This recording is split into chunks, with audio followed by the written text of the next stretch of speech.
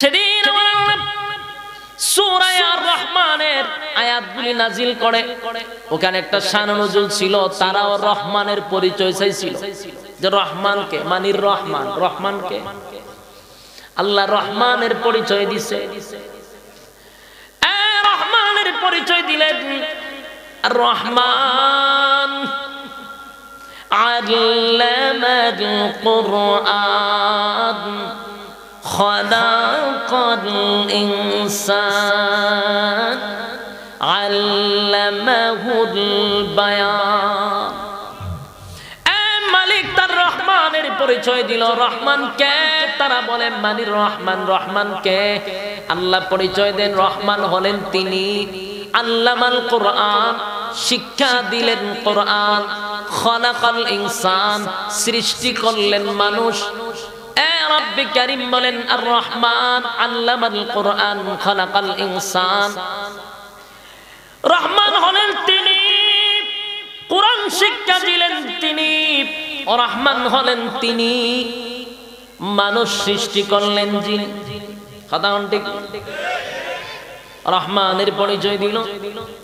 এখানে একটা বিষয় আমাদের খুব ভালো করে বোঝা দরকার। আল্লাহ বলেন আর রহমান, দয়ালু আল্লাহ, দয়াময় আল্লাহ। আল্লামাল কুরআন, আল্লাহ বলেন শিক্ষা দিলাম কোরআন। খালাকাল ইনসান, সৃষ্টি করলাম মানুষ।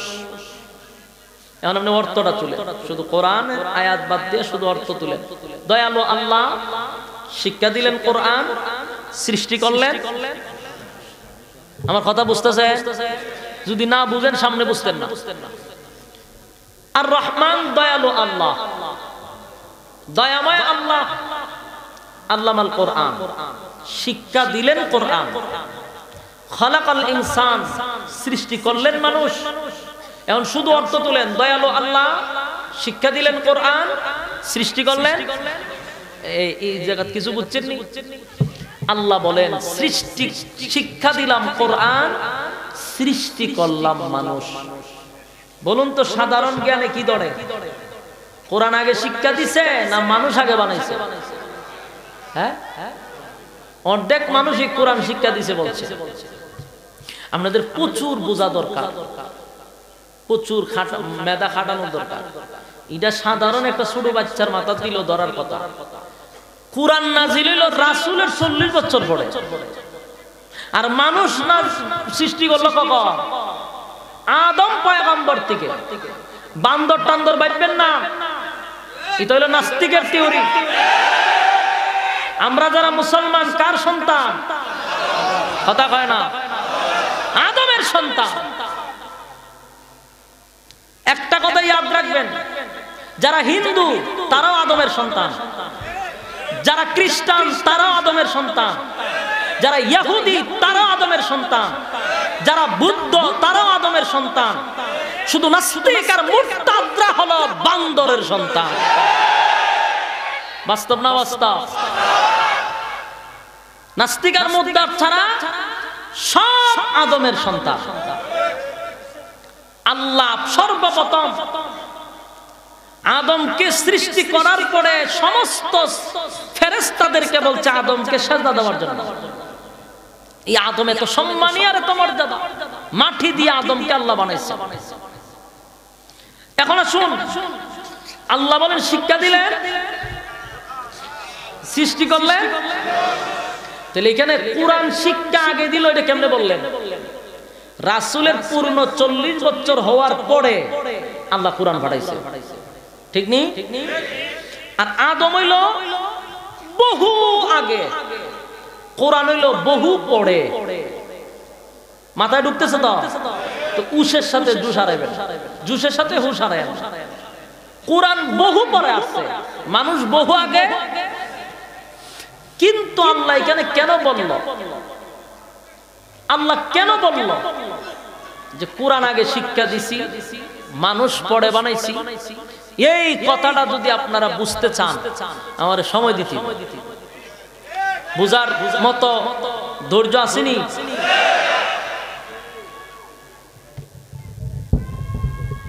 সিলাইকা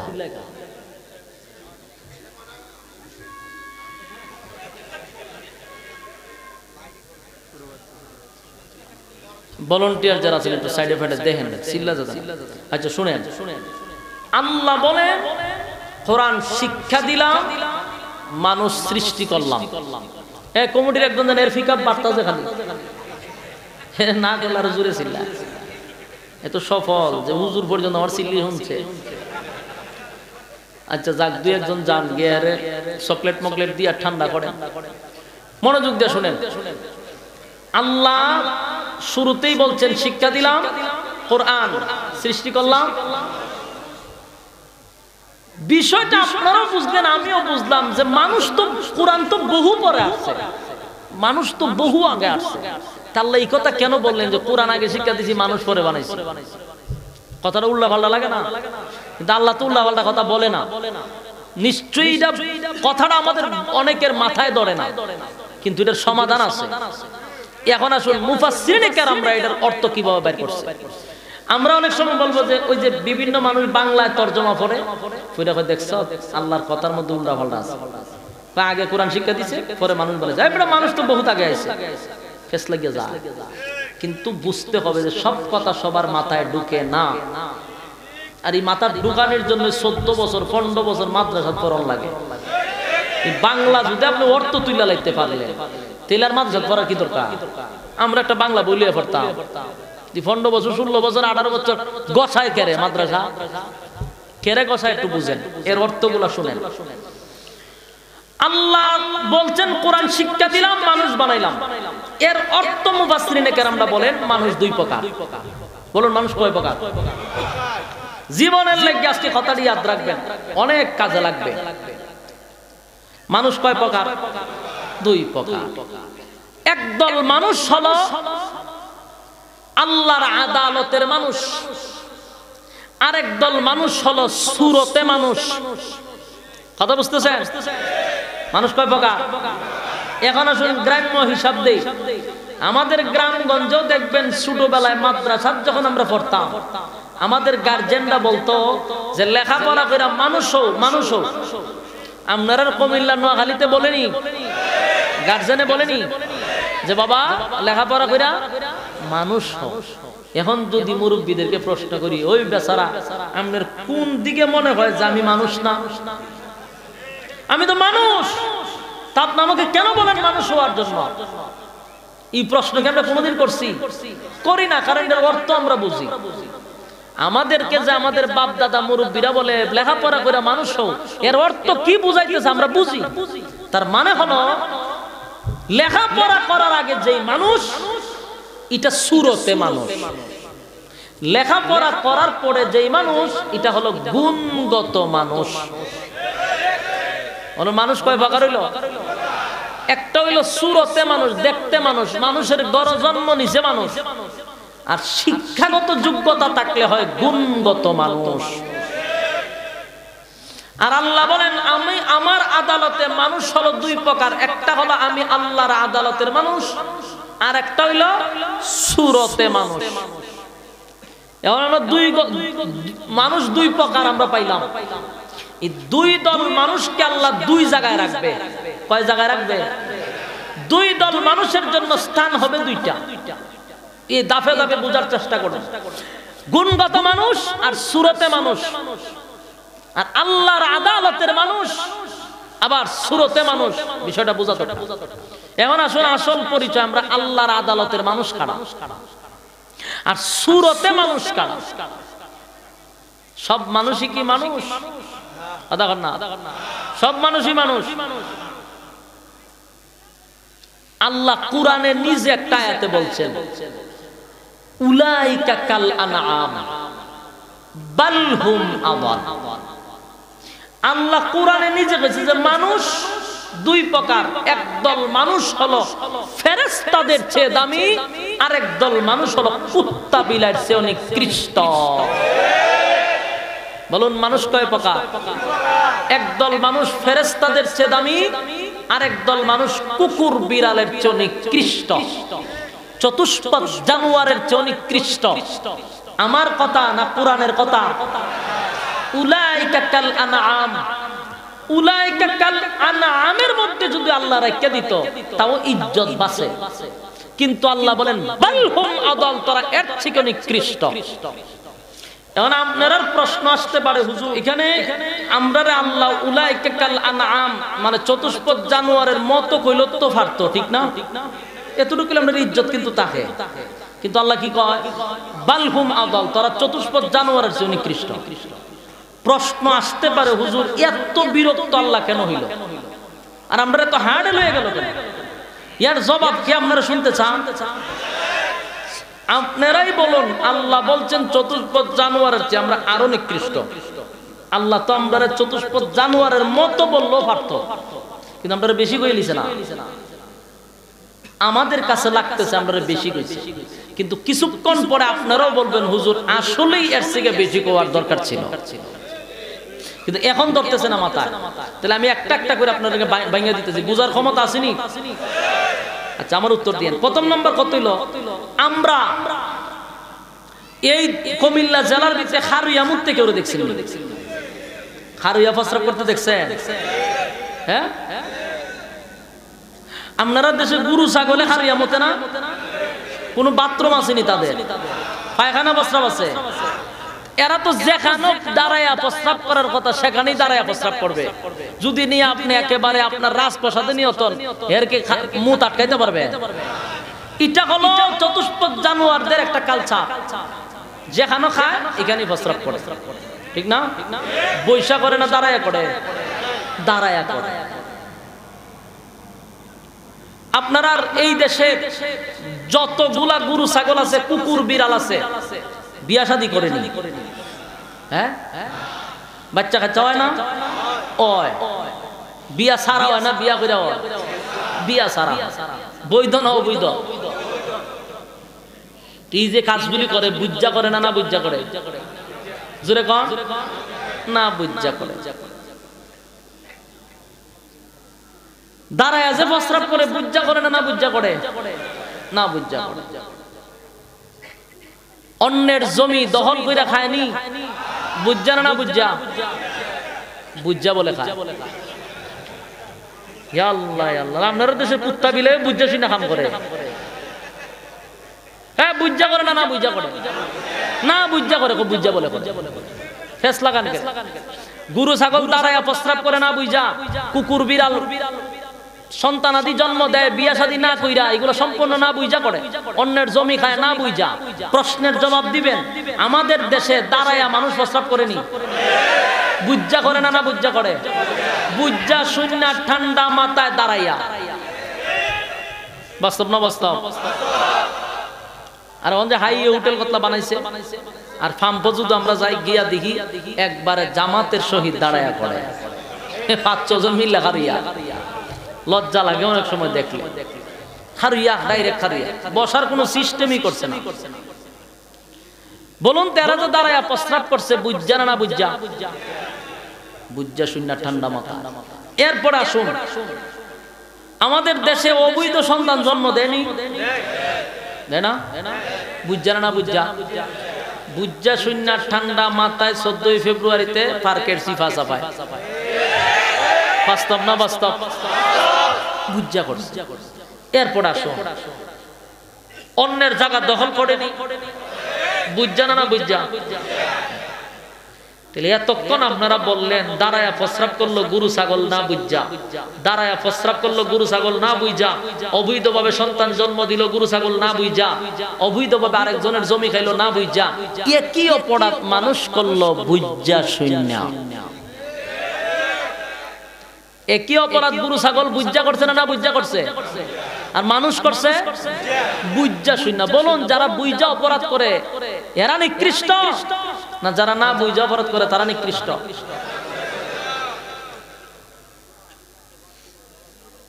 আমার কথাগুলো একটু বুঝা উত্তর দিয়ে। জান্না শূন্য যারা অপরাধ করে এরা অপরাধী বেশি, না যারা না বুইজা অপরাধ করে তারা অপরাধী বেশি? যারা জান্না শূন্য অপরাধ করে তারা অপরাধী বেশি। আল্লাহ বলছেন উলাইকা কাল আনআম বাল হুম আদাল। এখন আমার প্রশ্নের জবাব দিয়েন, আল্লাহ যদি কইতো গরু ছাগলের মতো, তো মতো যদি হইতো তাহলে গরু ছাগল দাঁড়ায়া প্রস্রাব করছে না বুঝা, সমানটা কেমন হইতো আমার বলেন? তুমি তো দাঁড়ায়া প্রস্রাব করছো জান্না বুঝা, কথা কন। দাঁড়ায়া প্রস্রাব করছে গরু ছাগল না বুঝা, আর তুমি দাঁড়ায়া প্রস্রাব করছো বুঝা শূন্য, তাহলে অপরাধী কে বেশি? মানুষ বেশি। এই জন্য আল্লাহ সমান বলে নাই, সমান বলে না। আল্লাহ কি বলছে? এর চেয়ে নিকৃষ্ট। কারণ গরু ছাগল দাঁড়ায়া প্রস্রাব করছে না বুঝা, তুই করছ বুঝা শুনা, অপরাধ তোর বেশি। তাই গরু ছাগলের সমান তুই না, তুই এর চেয়ে নিকৃষ্ট। ওই আল্লাহ এই কারণে বলছে উলাইকা কাল আনআম বাল হুম আদাল, চতুষ্পদ জানোয়ারের চেয়ে নিকৃষ্ট। বাস্তব না বাস্তব? আল্লামাল কুরআন খালাকাল ইনসান। রব্বে কারীম বলেন, আমি মানুষ দুনিয়ার জমিনে সৃষ্টি করলাম, শিক্ষা দিলাম কোরআন। যারা কোরআন শিক্ষা পাইছে তারাই হলো মানুষ। মানুষ কয় প্রকার? আল্লামাল কুরআন, যারা কোরআনের শিক্ষায় শিক্ষিত হইছে ওইটারে কয় আল্লাহর আদালতের মানুষ। কোরআনের শিক্ষায় শিক্ষিত যারা হয় নাই এরা হইল সুরতে মানুষ।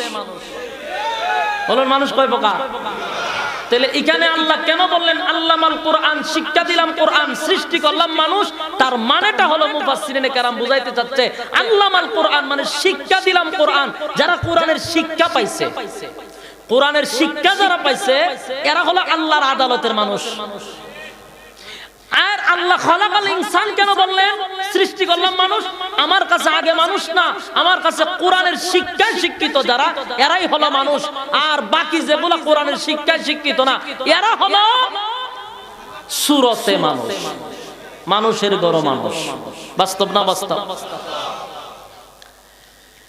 যুবক ভাইরা আমার, রব্বে কারীম বলেন আমি মানুষকে বড় মহব্বত করে বানাইছি। সমগ্র সৃষ্টি জগতের মধ্যে মানুষের যে সম্মান আমি আল্লাহ কাউরে দেই নাই। বলুন সম্মান কারে দিছে? দিলের কান লাগাইয়া কথাগুলি বোঝার চেষ্টা করবেন। মানুষের সম্মানের চেয়ে আল্লাহ কাউকে তো সম্মান দেয় নাই। সুতরাং খুব ভালো করে ইয়াদ রাখবেন, ঈমান যেন না যায়। আল্লাহ মানুষের এত সম্মান দিছে, আমরা কি বান্দর হওয়ার লাগিয়া? আল্লাহ বলেন আসমান বানাইছি, জমিন বানাইছি, চন্দ্র সূর্য গ্রহ নক্ষত্র বানাইছি। মাত্র 6 দিনে বানাইছি, আমি আল্লাহর হাত লাগছে না। হুকুম দিছি সাথে সাথে হয়ে গেছে। কিন্তু মানুষ তোরে আমি হুকুম দিয়া বানাই না, হুকুম দিয়া বানাই নাই। আমি আল্লাহ তোরে 10 মাস 10 দিন লাগাইয়া বানাইছি। তোরে বানাইতে 10টা মাস আমি 10 দিন লাগাইছি। বান্দারে এখানে শুধু শেষ না, আমি আল্লাহ তোরে বানাইতে গিয়া আমার কুদরতে হাত লাগায়া দিছি। আসমান জমিন সূর্য চন্দ্র গ্রহ নক্ষত্রের মধ্যে আমার আল্লাহ হাত লাগায় নাই। কিন্তু রব্বে কারীম বলেন আমি তোরে বানাইতে গিয়ে আমার হাত লাগাইছি। তাহলে মানুষকে আমার আল্লাহ কত মহব্বত করে। মানুষ সৃষ্টির পরে আল্লাহ রাব্বুল আলামিন সমগ্র ফেরেশতাদেরকে বলছে আমার আদমকে তোমরা সিজদা দাও। সমস্ত ফেরেশতারা সিজদা দিল রে, মিস্টার ইবলিস সিজদা দিল না। আমার আল্লাহ বলেন সিজদা না দেওয়ার কারণে চিরস্থায়ী জান্নাত থেকে বঞ্চিত হইছে। ৮০,০০০ বছরের ইবাদত তার বঞ্চিত হইছে। কথা বুঝতেছেন? ৮০,০০০ ইবাদত বন্দেগী বরবাদ। চিরস্থায়ী জান্নাত থেকে সে, চিরস্থায়ী জান্নাত থেকে সে বঞ্চিত। আল্লাহ রাব্বুল আলামিন বলেন আদম সন্তানকে আমি বানাইয়া সমগ্র সৃষ্টি জগতের মধ্যে শ্রেষ্ঠত্ব দান করছি। ওয়ালাকাদ কাররামনা বানি আদম, এই আদমের যে সম্মান আর মর্যাদা আমি কাউরে দেই নাই, আশরাফুল মাখলুকাত হিসাবে আল্লাহ ঘোষণা দিছে। এখানেই শেষ নয় গো, আমার আল্লাহ বলেন আদমকে বানাইয়া তার সৌন্দর্য নিয়ে আমি আল্লাহ একটা দুইটা নয়, চারটা কসম করছি। জোরে কোন সুবহান। কসম কয়টা করছে আল্লাহ? বলে ওয়াজ্জাইতুন ওয়া তুরে সিনিনা ওয়া হাযাল বালাদিল আমিন। রব্বে কারীম বলেন ওয়াত্তিন, তিন ফলের কসম, ওয়াজ্জাইতুন, জাইতুন ফলের কসম, ওয়া তুরে সিনিনা, সিনাই পর্বতের কসম, ওয়া হাযাল বালাদিল আমিন, পবিত্র মক্কা নগরীর কসম। কয়টা কসম? খালাকাল ইনসানা ফি আহসানি তাকওয়িম। আল্লাহ রাব্বুল আলামিন বলে বললেন চারটা কসম করছি গো, চারটা কসম করছি, তোর থেকে সুন্দর আমি আল্লাহ কোন মাখলুক বানাই নাই। আমার আল্লাহ বলেন মানুষের যে সুন্দর কাউরে আমি আল্লাহ বানাই নাই, কাউরে আমি আল্লাহ বানাই নাই। আল্লাহ বলেন আমি তোরে বানাইতে গিয়া 10 মাস 10 দিন সময় নিছি। তোরে বানাইতে আমি আল্লাহর কুদরতে হাত লাগাইছি। তোরে বানাইতে আমি আল্লাহ চারটা কসম করছি, তোর থেকে সুন্দর আমি আল্লাহ কাউরে বানাই নাই। আদমকে সাজদা না করার কারণে ৮০,০০০ বছরের ইবাদত ইবলিসের বাদ হইল, চিরস্থায়ী জান্নাত থেকে বিতাড়িত হইল। সমস্ত ফেরেশতারা আদমকে সম্মান আর মর্যাদা করল। এত সম্মান আর মর্যাদা দিয়া আমার মালিক মানুষ বানাইলো। আমরা আদমের সন্তান, কিন্তু আজকে আমাদেরকে বানরের ঘরে জন্ম দিয়া মানুষ বানাইতে চায়। সাবধান মুসলমান, আমার ইমানি দায়িত্ব, তাই আমি বলতে বাধ্য হচ্ছি আমাদের ইমান লুটপাট করা সহজ না, কিন্তু ছোট ছোট মাসুম বাচ্চাদের ইমান ধ্বংস করার জন্য গভীর একটা ষড়যন্ত্র হচ্ছে। আপনার সন্তানের ইমানি দায়িত্ব, আপনার কি পড়াচ্ছেন কি পড়াইতেছেন ভালো করে বোঝা দরকার। কাদের পড়ানো আপনি পড়াচ্ছেন? আপনার সন্তান যদি নাস্তিক হয়, এই পৃথিবীতে বাবা হিসাবে আপনার থেকে লজ্জার বিষয় কেউ নেই। সন্তান যেন নাস্তিক না হয়, এই জন্য সন্তানের দায়িত্ব নেওয়া আপনার জরুরি। কি পড়তেছে, কি পড়াইতেছে? আমাদের আগামী প্রজন্মকে নাস্তিক বানানোর একটা গভীর ষড়যন্ত্র চলতেছে।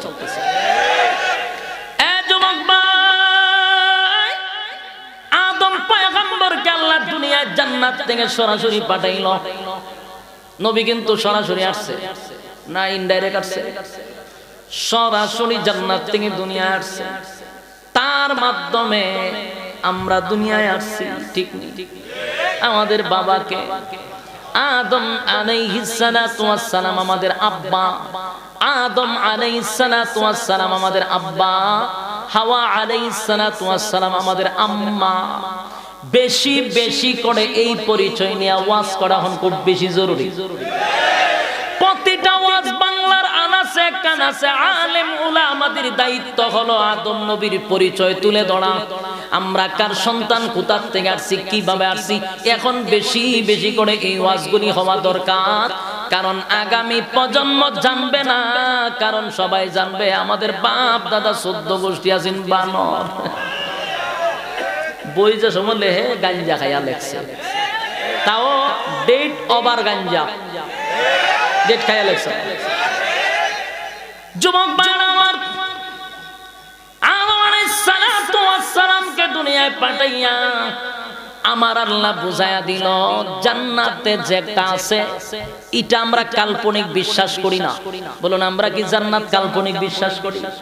কারণ আমাদের আব্বা সরাসরি জান্নাত থেকে আইছে।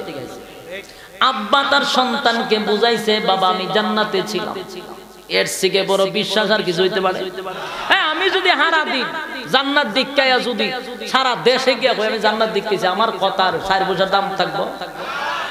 যারা পয়গম্বর নিজে জান্নাতে তাইক্কায়া বলছেন জান্নাত নিজে দিক্কাইছি তাইক্কাইছি, সন্তানদেরকে বুঝায়া গেছে। এই জন্য আমরা জান্নাত জাহান্নাম কাল্পনিক নয়, আমরা আমাদের বাবার মুখ থেকে শুই না আমরা বিশ্বাস করি, কাল্পনিক নয়। এরপরে আমাদের প্রিয় নবী মুহাম্মদুর রাসূলুল্লাহ সাল্লাল্লাহু আলাইহি ওয়াসাল্লাম দুনিয়া থেকে জান্নাত জাহান্নাম ভ্রমণ করে আসছেন, যার 40 বছরের ভিতরে একটা মিথ্যা কথা কোনোদিন বলে নাই। কাফেররা বলছে তোমার জীবনে মিথ্যা কথা শুনি নাই তোমার জবান থেকে। এমন একজন সত্যবাদী আয়েশা বলছে জান্নাত দেখছি জাহান্নাম দেখছি, এরপরও যদি আমরা অবিশ্বাস করি, বলুন আমরা কি জান্নাত শুনা বলতেছি না কাল্পনিক? যাই না শুই না আমাদের আব্বা দেখতেছে, আমাদের নবী পয়গম্বর মুহাম্মদুর রাসূলুল্লাহ সাল্লাল্লাহু আলাইহি সাল্লাম নিজে জান্নাত আর জাহান্নাম ভ্রমণ কইরা আয়েশা আমরারে বলছে জান্নাত দেখতেছি। আমরা সারা বাংলাদেশের মানলে মানুষ বললে যতটুকু সত্য হবে, রাসূল একবার বললে এর চেয়ে বেশি সত্য হবে। এই জন্য আমরা জান্নাতের প্রতি বিশ্বাস, জাহান্নামের প্রতি বিশ্বাস। বাস্তব না বাস্তব? এই যুবক ভাই, আমি আপনাদের কাছে একটা কথা শেষে বলে যেতে চাই। আপনারা কি মনে করছেন আল্লাহ আমাদেরকে অনর্থক পাঠাইছে খাইবার লাগিয়া ঘুমাইবার লাগিয়া? না না, অনর্থক বানাই নাই, অকারণে বানাই নাই, নিষ্প্রয়োজনে বানাই নাই। আল্লাহ বলেন আফাহাসিবতুম আন্নামা খালাকনাকুম আবাসাও ওয়া আন্নাকুম ইলাইনা লা তুরজাউন। আল্লাহ বলেন অনর্থক বানাই নাই, অকারণে বানাই নাই। কেন বানাইলাম? ওয়ামা খালাকতুল জিন্না ওয়াল ইনসা ইল্লা লিয়াবুদুন। আল্লাহ বলেন মানব দানব দুই জাতিরে বানাইছি ইবাদতের জন্য। কিসের জন্য? ইবাদতের জন্য বানাইছি। এরপরে আল্লাহ বলেন ইবাদত যদি না করস, ওয়ালাকাদ জারানা লি জাহান্নামা কাসীরাম মিনাল জিন্নি ওয়াল ইনস। আল্লাহ বলেন বহু মানুষ আর বহু জিনকে আমি আগুন দিয়া জ্বালাবো আর পোড়াবো। কি বুঝেন? আল্লাহ ছাইরা দিব। যুবক ভাই, পৃথিবীতে আল্লাহ কাউরে ছেড়ে দেয় নাই, বলুন কাউরে ছাইরা দিছে? মালিক কারে ছাইরা দেয় নাই। ফেরাউন 90,000 শিশু জবাই কইরা নীল নদে বাসায়া দিছিল। কত হাজার? 90,000 শিশুরে জবাই করিয়া তারপরে নীল নদে বাসায়া দিছে। আমার আল্লাহ কিন্তু ফেরাউনরে ছাইরা দেয় নাই, ছাড় দিছিল। ছাড় দিছে কিন্তু ছাইরা দিছে না। নমরুদ আল্লাহরে তীর মাইরা ফলাইছে, এমন স্লোগান দিছে। তীর মারছে আল্লাহরে মারার জন্য, আল্লাহ তীরের মধ্যে রক্ত লাগাইয়া দিছে। মনের আশা পূর্ণ। তীরের মধ্যে রক্ত দেখা নমরুদ ডিজে গানের আয়োজন করছে। নাচস করে আল্লাহ মাইরা লাইছে। আল্লাহ কয় এরা নাচতে দে, আমি ছাড় দিতেছি আর নাচুক, কিন্তু ছাইরা দিছে। জুতা দা ভিড়াইছে পড়ে কি দিয়া? নমরুদকে আল্লাহ ছেড়ে দেয় নাই, ফেরাউন কে আল্লাহ ছেড়ে দেয় নাই। যাই না রাইকো কেউরে আল্লাহ অতীতে ছাড়ে নাই, বর্তমানেও না ভবিষ্যতেও না। কিন্তু আল্লাহ ছাড় দেয়, কাউরে ছেড়ে দেয় না। ছাড় পাইলে বুঝে নিও আল্লাহ তোমারে ঢিল দিতেছে, সোজা হয়ে যাও। যুবক ভাইরা আমার, রব্বে কারীম বলেন বান্দারে অনর্থক আমি তোরে বানাই নাই, অকারণে বানাই নাই, নিষ্প্রয়োজনে বানাই নাই। এত সুন্দর করে আমি বানাইছি, সৃষ্টি জগতের মধ্যে তোর থেকে সুন্দর আমি আল্লাহ কাউরে বানাই নাই। তোরে বানাইতে 4টা কসম করছি। তোরে বানাইতে আমি আল্লাহ স্বয়ং নিজের হাত লাগাইছি। বান্দা তোরে বানাইয়া ঘোষণা করছি তোর থেকে সুন্দর আমি আল্লাহ কাউরে বানাই নেই। এতগুলা সম্মান আর মর্যাদা আমি মানুষকে দিলাম গো। অনর্থক নয়, অনর্থক নয়, অনর্থক নয়। ওয়ামা খালাকতুল জিন্না ওয়াল ইনসা ইল্লা লিয়াবুদুন। মানব আর দানব ইবাদত করবে কার? আরো জোরে কোন কার? এই ইবাদত করব আল্লাহর। আর যদি ইবাদত মালিকের না করি আল্লাহ কয় ছেড়ে দিব না, ছেড়ে দিব না, ছেড়ে দিব না। কেউ রে ছাইরা দেই নাই বান্দা তোরেও ছাড়বো না। তাহলে কি করবে? আল্লাহ বলেন প্রস্তুতি থাক, আমি আল্লাহ কাউরে ছেড়ে দিব না। আল্লাহ বলেন ইন্না জাহান্নামা কানাত মিরসাদা। জাহান্নাম তোদের জন্য উঠ পেতে বসা আছে রে। জাহান্নাম উঠ পেতে বসা আছে তোদেরকে ধরার জন্য, কাউরে ছেড়ে দিব না। মনে করছো দুনিয়াতে আকাম কো কাম, দিনের কাম রাতের কাম সব কাম কইরা পিএইচডি কইরা বাচ্চা যাইবি? না না, কাউরে আমি আল্লাহ ছেড়ে দেই নাই। পাই পাই পাই করে হিসাব দিতে হবে। হিসাব দেওয়া লাগবে না? হিসাব দিতে হবে গো। যৌবন চিরদিন থাকে না, যৌবন চিরদিন থাকে না, ক্ষমতাও চিরদিন থাকে না। দুইটা জিনিস কোনো সময় থাকবে না। তাই কেউ যৌবন পাইয়া যৌবনের অপব্যবহার কইরো না, ক্ষমতা পাইয়া ক্ষমতার অপব্যবহার কইরো না। কারণ আমার আল্লাহ সম্মান দিয়া বসাইছে, আবার কিন্তু জুতা দা ফিডাইতে পারে। যুবক ভাইরা আমার, তাই যৌবন থাকতে ইবাদত করব কার? যৌবন কাল কাজে লাগানো দরকার। আল্লাহ বলেন আমি ছাইরা দিব না, পাই পাই কইরা হিসাব লব। প্রত্যেকটা মানুষ কিন্তু আবার পরকালে দাঁড়াইতে হবে। বিশ্বাস হয়নি আপনারা? আমরা পুনরায় আবার জীবিত হব, এটা সামনে বিশ্বাস হয় না আপনারা? প্রত্যেকটা মানুষ পুনরায় আবার আল্লাহর সামনে দাঁড়াবে। আল্লাহ বলেন বিশ্ব পরিস্থিতির পরিসমাপ্তি যেদিন ঘটে যাবে, এই বিশ্ব পরিস্থিতির পরিসমাপ্তি ঘটে যাবে, থাকবে না কুল্লু মান আলাইহা ফান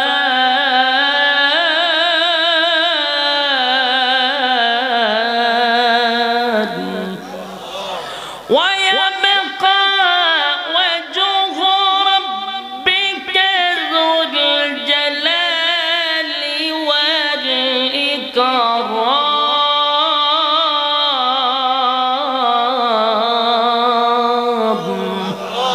আল্লাহ বলেন বিশ্ব পরিস্থিতির পরিসমাপ্তি ঘটে যাবে রে।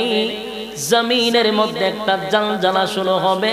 ইদা জুলজিলাতিল আরদু জিলজালাহা। জমিনের মধ্যে জালজালা শুরু হবে গো। বিশ্ব পরিস্থিতির পরিসমাপ্তি আমি একদিন ঘটায়া দিব। মানুষগুলি পুনরায় আমার সামনে দাঁড়াবে। আমি আল্লাহ সেদিন হিসাব নিব। বান্দা বল যৌবন কাল কোথায় কাটাইছস? বেড়াগিরিত কাটাইছি, বেড়াগিরিত কাটাইছে অনেক মানুষ বলবে। ক্ষমতা পাইয়া বেড়াগিরি দেখাইছি। আল্লাহ কয় হিসাব দে, হিসাব দে কোন কাল যৌবন কাল কই কাটাইছ। হিসাব যদি না দিতে পারেন উপায় আছে। আল্লাহ বলেন হিসাব না দিয়া সামনে আগানোর কোনো সুযোগ নাই। সেদিন আপনাকে কেউ সুপারিশ করবে না। দুনিয়াতে তো অমুক নেতা আছে, তমুক নেতা আছে, ফাতি নেতা, ছোট নেতা, বড় নেতা, বিপদে পড়লে কত নেতা আছে। আল্লাহ বলেন হাসরের মাঠে কেউ কারো হবে না। يوم يفر المرء من أخيه وأمه وأبيه وصاحبته وبنيه। কেউ কারো হবে না। মা তার সন্তানকে পরিচয় দিবে না, বাবা তার সন্তানকে পরিচয় দিবে না। সেদিন বুঝি নেতায় যাইব পরিচয় দিত, কথা হয় না। পরিচয় দিবে না, বাবা পরিচয় দিবে না, এমন কি সেদিন কোন পীর ফকির কাজে আসবে না। পীর সাহেব রাখা যাইব, মোড়া পীর সাহেবরা, চিকন পীর সাহেব, কোন পীর ফকিরও কাজে আসবে না। তাহলে এতদিন যত গরু ছাগল পীররে খাওয়াইছেন সব ফাও, কথা হয় না দি? পীর ফকিররে যত গরু খাওয়াইলেন সব পাও গেল। কারণ আল্লাহর কসম, আমি কোরআনের আয়াত বলছি, কেউ কারো হবে না আদম থেকে লইয়া ঈসা রূহুল্লাহ পর্যন্ত একটা কথাই বলতে থাকবে, ইয়া রব্বি নফসি নফসি নফসি, ইয়া রব্বি নফসি নফসি। হায় আল্লাহ, আমার কি উপায় হবে, আমার কি উপায় হবে। কুমিল্লার বাইরা শিক্ষিত মানুষ, আপনারা মনোযোগ দিয়া শুনেন, আদম নবীর থেকে নিয়ে যদি ঈসা রূহুল্লাহ সবাই কিন্তু পয়গম্বর, নবীদের কোনো গুনাহ নাই। তারা যদি বলে আমার কি উপায় হবে, পীর ফকিরাই আপনার সুপারিশ করত, কথা কই না দি? নবীরা কয় আমার কি উপায় হবে, নবীরা যদি কয় কি উপায় হবে, বলুন পীর ফকিরের বেলাসিনি। তাহলে গরু ছাগল যা খাওয়াইছেন পাও খাওয়াইছেন, চার বছর কোনো কাজে আসবে না। কিয়ামতের মাঠে নবীরা বলবে ইয়া নাফসি আয়া রব্বি নাফসি, আমার কি উপায় হবে। তাহলে সেখানে কোনো পীর ফকিরও কাজে আসবে না। কারণ প্রত্যেকের আমলনামা লইয়া যার যার কাতারে কাতারে দাঁড়াইতে হয়। দুনিয়াতে কি আকাম কুকাম, দিনের কাম রাত্রের কাম করছো, সবগুলা কামের হিসাব দাও। আর হিসাব যদি আল্লাহ নেয় গো, হিসাব যাদের কাছ থেকে নিবে জান্নাতের ঘ্রাণ পাবে না। বলুন জি জামিলে জান্নাত পাইব? মালিক যদি কারো কাছে হিসাব চায় রে, কেউ জান্নাতের ঘ্রাণও পাবে না। তাই আল্লাহ বলেন ইল্লা আসহাবাল ইয়ামিন, আমি আল্লাহ যাদেরকে জান্নাত দিব বিনা হিসাবে জান্নাত দিব। কিভাবে দিব? যাদেরকে জান্নাত দিব বিনা হিসাবে দিব। হিসাব নিলে কেউ জান্নাতে যেতে পারবে না, এটাই বাস্তব, কথা কই না দি? হিসাব যদি আপনার কাছে একবার ছায়া বয়, বুঝতে হবে জান্নাতের ঘ্রাণ আপনি পাবেন না। কারণ আল্লাহর সামনে হিসাব দেওয়ার মতো যোগ্যতা কারো নেই, কারো নেই। আল্লাহ বলেন যাদেরকে জান্নাত দিব রে, বিনা হিসাবে জান্নাত দিব। ইল্লা আসহাবাল ইয়ামিন, একদলকে আল্লাহ ডান হাতে আমলনামা দিয়া বিনা হিসাবে জান্নাত দিব। জোরে কোন সুবহান। যাদের আমলনামা ডান হাতে আসবে, পাগল পাগল পাগল পাগল হইয়া লাফাইতে থাকবে। আপনারাও বলবেন মালিক এত লাফায় কেন, এত লাফাস কেন? বলে ডান হাতে আমলনামা পাইছি এই জন্য লাফাইতেছি।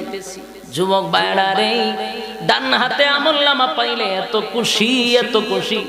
দুনিয়াতে একটা ফুটবলের খেলা কদিন আগে চলছে, ব্রাজিল আর্জেন্টিনার খেলা। একটা কফি, একটা ট্রফির জন্য, একটা কাপের জন্য মানুষ কত লাফালাফি করছে, কথা কম।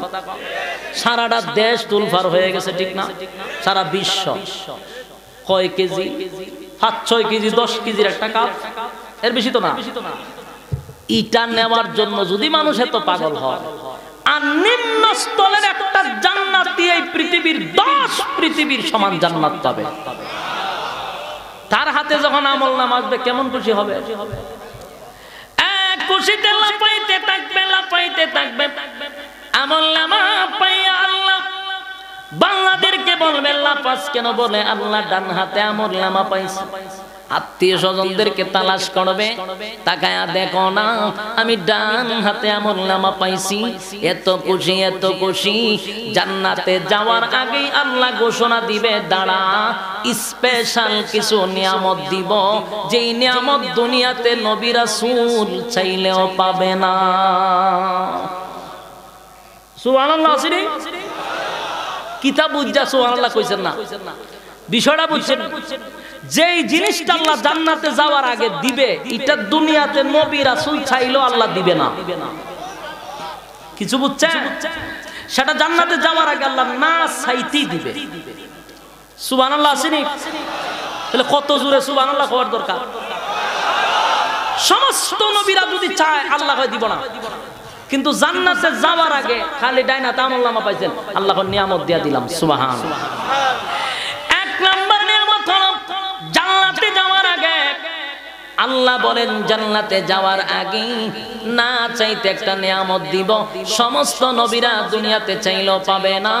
সেটা হলো আমি আল্লাহ সর্বপ্রথম ঘোষণা দিব, বান্দারে আর কোনদিন মরবি না। নবীরা যুদ্ধ করে আল্লাহ মরণ দিয়ে না, কবুল হইব নি? আল্লাহ জান্নাতে যাওয়ার আগে নিয়ামত দিব, এক নাম্বার হইল মরবি না। পৃথিবীর কেউ মরতো চায়? কথা কই না তো, বুঝা লাইছি। খুব বিরক্ত হয়ে গেছেন, আমিও বিরক্ত হইছি আপনারা এখন আওয়াজ না পাইয়া। যতটুকু আলোচনা করছি আমার মনে হয় যথেষ্ট হয়ে গেছে। আপনাদের যথেষ্ট আলোচনার মাঝখান দিয়ে আমি সংক্ষিপ্ত করতে চাই।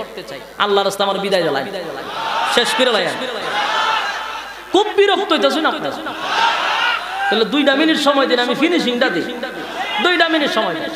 বলুন, দুনিয়াতে সমস্ত নবী রাসূলগণ চাইলেও যে নিয়ামত পাবে না, সেটা আল্লাহ এমনিতেই দিবে।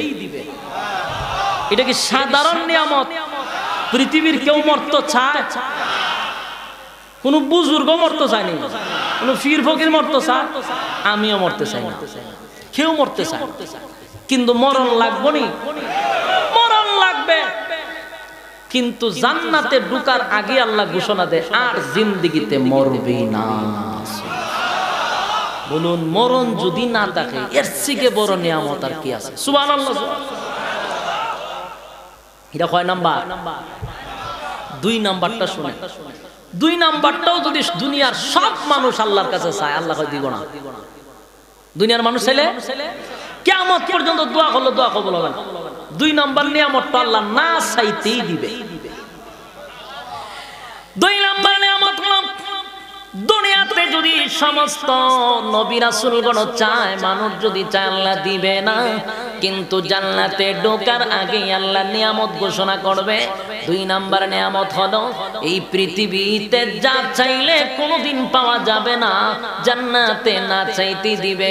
2 নাম্বার হলো জান্নাতের ভিতরে আর কোনোদিন মানুষ বুড়া হবে না। বলুন, কেউ বুড়া হইতে চায়? কেউ চায়? ফিরে চায়, মুরিদে চায়, নেতায় চায়, সামসায় চায়, কেউ বুড়া হতে চায় না। কিন্তু বুড়া হওয়া লাগে। কথা কই না? বুড়া তো হইতো চায় না। এর বাস্তব প্রমাণ হইল, দেখবেন সেলুনে গিয়া সাদা দাড়ি দিয়ে কালা করে করেনি? এর জিগানে দাড়ি কালা করছে করে কোনলে বুড়া দেখা যায়। তাহলে উদ্দেশ্য কি বুড়া হতে? আল্লাহ কয় বুড়া হতে চায় না। ওয়াদা দিলাম জান্নাতের ভিতরে বুড়া বানাবো না, আর কোনোদিন বুড়া হবি না। প্রত্যেকের বয়স থাকবে 32 বছর, আর কোনোদিন 33 হবে না। সুবহানাল্লাহ। যা যত বেশি জোরে কইব বুঝবেন ইমানি জজবা বেশি। কারণ জান্নাতের কথা শুনলে যদি ইমানি জজবা না বাড়ে, বুঝবেন এর দিল মরে গেছে গা।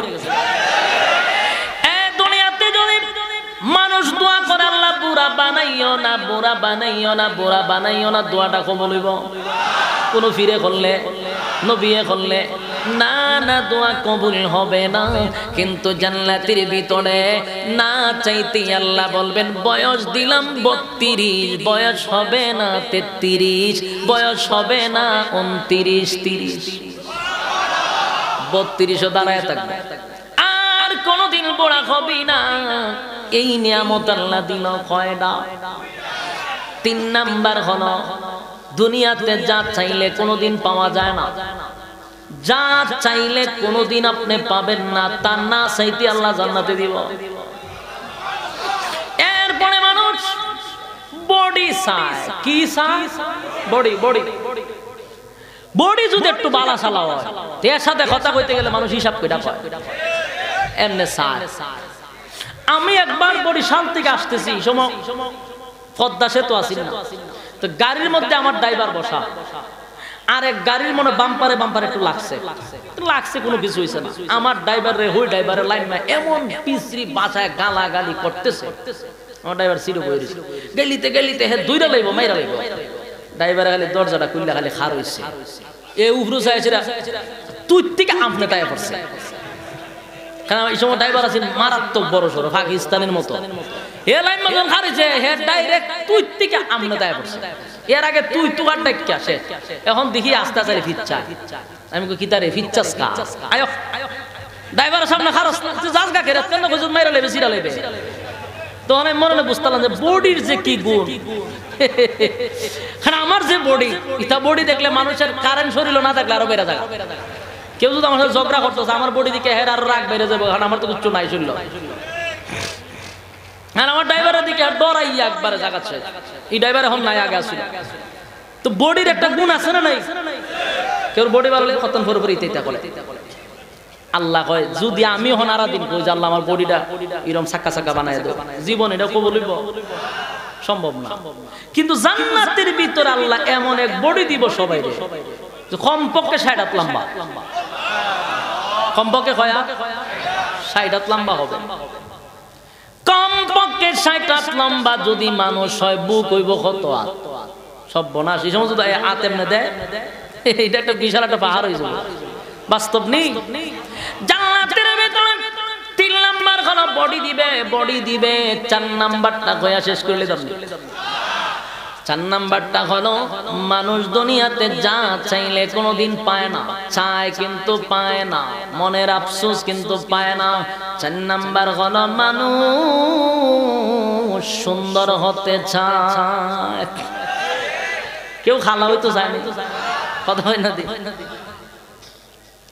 কতক্ষণ পরে জানে ক্রিম মারে মাই কায়নার সামনে হার হয়, হারিয়া নিজে নিজে কথা কয়, নিজে নিজে লম্বনা সুমনা করে, বুঝাইতে চায় যে আমি অনেক স্মার্ট। আর যে বেচারা খালা এ বছর একবার আয়নার সামনে যায় না, চিন্তা করে আমি গিয়া কিতা করতাম, আমার যে সুর দরকার নেই, এমনি ভালো। মনের মধ্যে কিন্তু কষ্ট আছে যে আমার এক চেহারা দেখতেও লাভ, মনের মধ্যে অনেক কষ্ট। কিন্তু আল্লাহ জানেনি এই যদি এখন দোয়া করে আল্লাহ আমি এখন খালা মানুষ ঘুমামু, সহালে ঘুম তুইটা দেখুন যে আমি দল হয়ে গেছি, দোয়া কো বলিব নি যে আমি খালা ঘুমাই যে সাদা হয়ে যেতাম সহালে, এই দোয়া হলে খামুন বলি। যদি তাহাজ্জুদ করে দোয়া করে সেরা কি আর সাদা হয়ে যাবো গা? দুনিয়াতে এগুলা চাইলে পাওয়া যায় না। কিয়ামত পর্যন্ত দোয়া করলে কালো মানুষ সাদা হয় না। আল্লাহ বলেন জান্নাতে ঢোকার আগে নিয়ামত দিলাম, প্রত্যেকটা মানুষের সৌন্দর্য হবে ইউসুফ আলাইহিস সালাতু ওয়াস সালামের মতো সুন্দর। পৃথিবীর অর্ধেক সুন্দর ইউসুফ নবীর আল্লাহ দিয়েছে। সুবহানাল্লাহ। কিতাব বুঝোই সুন্দরের দরকার আছে নি? আমি যদি আরো লম্বা করতে থাকি